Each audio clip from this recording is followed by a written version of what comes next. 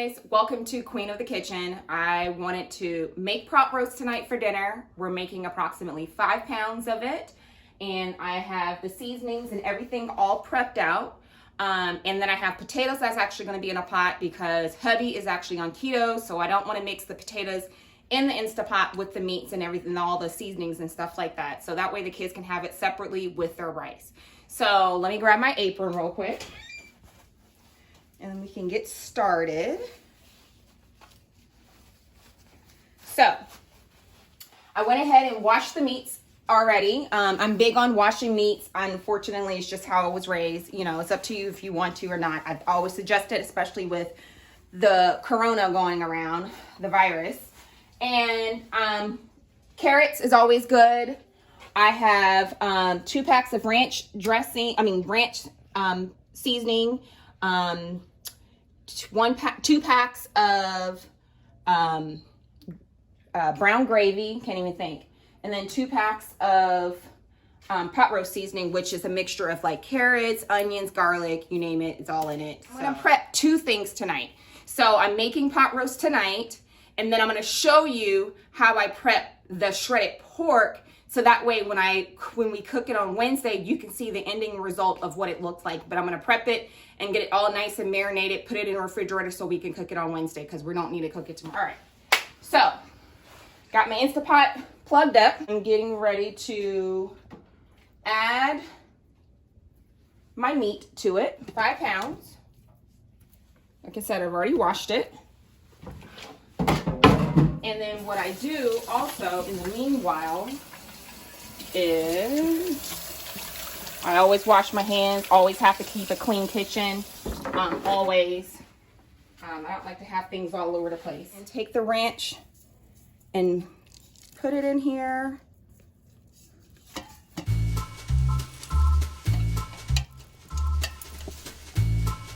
And this is gonna be really yummy. Can't wait. Alrighty, I'm gonna add some minced garlic to my mixing bowl, 1 tablespoon of it. Almost put the garlic in the sink. That wouldn't have been good. This is 2 packs, like I said, of pot roast seasoning, which is actually 1/3 of a cup. A third of a cup of it. I'm gonna pour that in there. And you can even use brown gravy, or you can use like brown gravy with herbs. I like the brown gravy with herbs sometimes when we do pot roast, or brown gravy. It doesn't make a difference. It's still gonna turn out the way you want it. It's gonna be good. So I'm just gonna pour that in there. And then I'm gonna go ahead and add some water to it. And excuse the stuff in the sink. I'm just gonna whisk. And then I always play it by eye, but I'm going to just tell you how much of this is.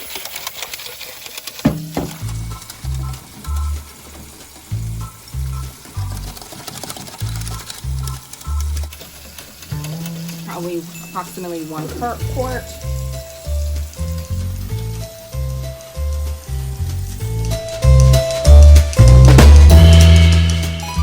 Make sure I get it all in there. Pour this in. I want it to be really good, and in addition to that, I want it to be able to shred. I'm going to add the carrots to it. And one more thing I'm going to add to it. I'm going to add 2 packs of sazon. A lot of people may have this in your cabinets. A lot of people may not. You can find this on the Hispanic aisle. Goya, made by Goya, and it's in a big orange box. They sell it in H-E-B, the Walmarts, commissary, you name it, they sell it. And if you can't find it, go to a bodega, and they definitely have it there, no problems. So, all right. So now I'm gonna go ahead and close it up, seal it. I'm gonna turn it on to meat stew. And then I actually want to put it on for 2 hours, only because I want it to be super tender, shred red with the fork. And then that way the kids, and then they have all the gravy and everything. The kids have like the gravy with the juice and the rice and the potatoes, you name it. So and everything. And I left the carrots whole instead of cutting them up, because when I mix it, because this is a pressure cooker, it's gonna pressure all of that. In addition to it, it's gonna make it super soft, and it's gonna be able to cut, they're gonna be cut in half as I take it out and put it in a bowl. So the only thing I did was hit the meat stew, and then it said 200, and then it just turns on automatically. So now, as of right now, we leave it alone for 2 hours. Hey guys, this is actually gonna be the recipe. I'm gonna show you how to do the pulled pork, the shredded pork. I kind of call it Kahlua pork, but it's really not Kahlua pork, but it's just shredded pork. It's like a panelle. It's my version of how I make it. I've been to many of my friends' house who are Hispanic, Puerto Rican, and they've shown me how to make it, and I kind of put a little twist to it in a way and everything like that. Some beans, and then you can also, beans to the side, and you can have like rice. Rice is like a main thing like we like to eat in the house because I have a rice cooker. And so I'll put everything in the rice cooker, the rice, and this is what the kids will eat. So this is actually going to be Wednesday night dinner, which is tonight. So I'm gonna season it, marinate, and do whatever I want to do to it. And then I'm actually going to go ahead and I'm gonna put it in a bag and put it in this pan, because I'm using a stone pan, one of those stone type pans. And then Wednesday, when I'm ready, because I want it to be nice and marinated, Wednesday when I'm ready to cook it, I can just pour it out of the bag and in the pan. So I'm just going to show you real quick how I do that. I'm not trying to do those too fast here. So now I've already washed my meat again. So this is a pork shoulder. So this is what you can get, is find a pork shoulder, pork butt. Same thing, if you ask me. Sometimes it's hard to find pork butts. Pork butts can be expensive at times, but if you see it super cheap, grab two of them at a time, and that way you can freeze them and then cook one whenever you're ready. And then you have one always on hand. I've seen it as much as $35, which is ridiculous. So just gonna do a pork shoulder. What I wanna do now is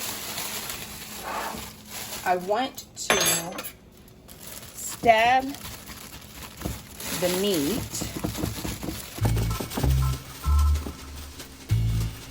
with a knife. Then I want to add some garlic to it. And I'm going to shove the garlic inside of it, of the holes.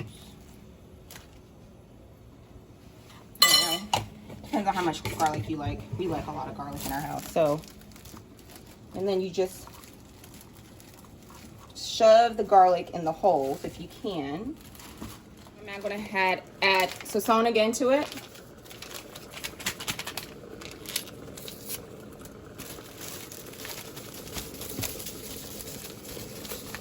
And if you really wanted to, you can actually cook this in the bag if you really, really wanted to.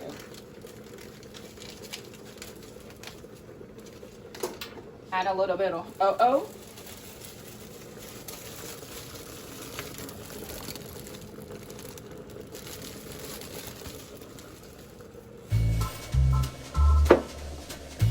And then add half of soy sauce. I'm sorry, a third of a soy sauce and a third of teriyaki sauce. It's nice and mixed in there. Put my little seal on it. So,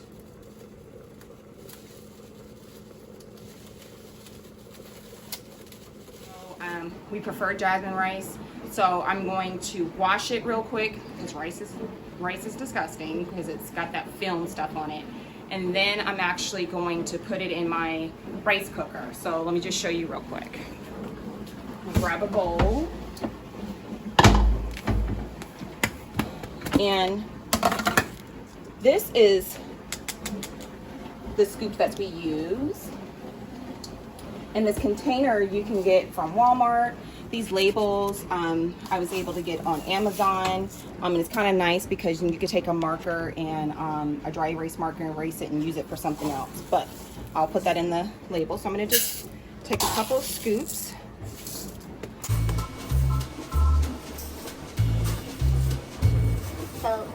each cup is a half a scoop, so a half cup. So this is 2 cups of rice.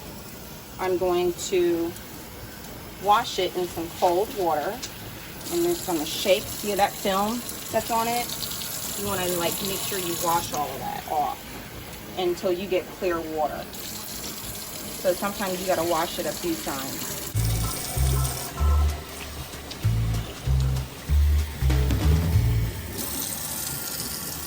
I've had a couple of rice cookers over time, and actually the best one that I like is the Panasonic one.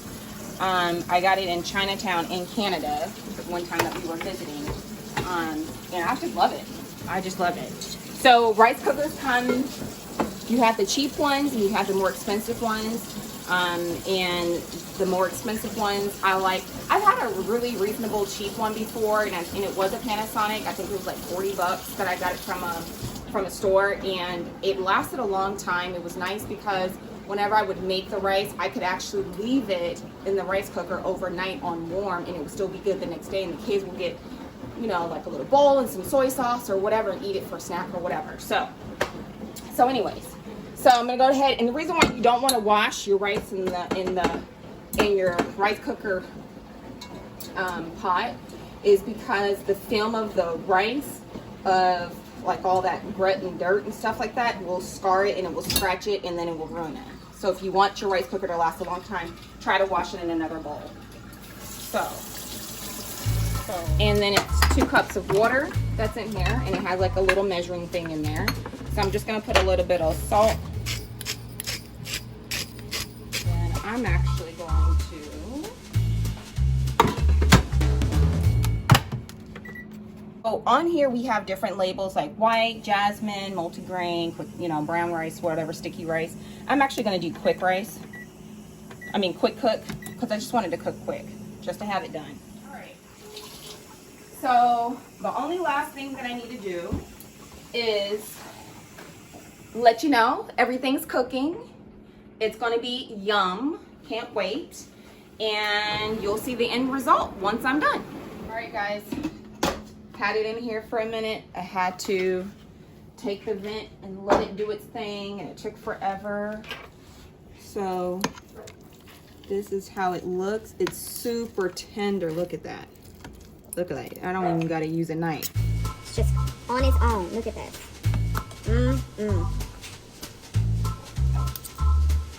Nice and shredded.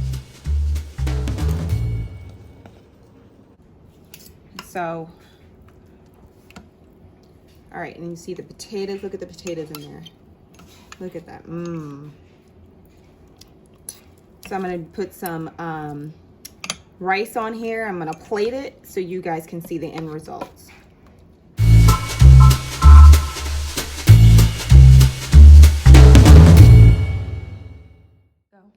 All right, let me get some rice.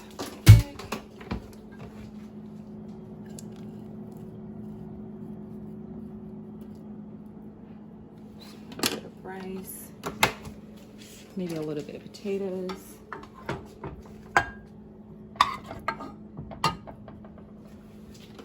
Nice hearty meal. And then I'm gonna get some of this beef pot roast.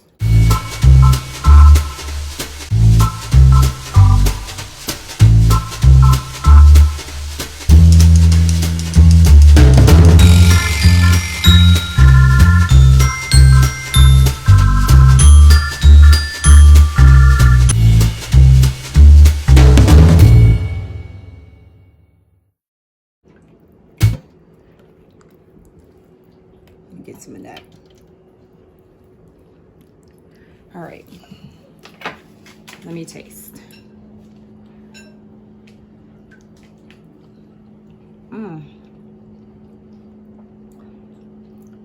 The only thing this is missing is some butter and a piece of bread. Boom. Got my bread. This is really good. Bon appetit, everybody, and thank you for attending and watching Queen of the Kitchen.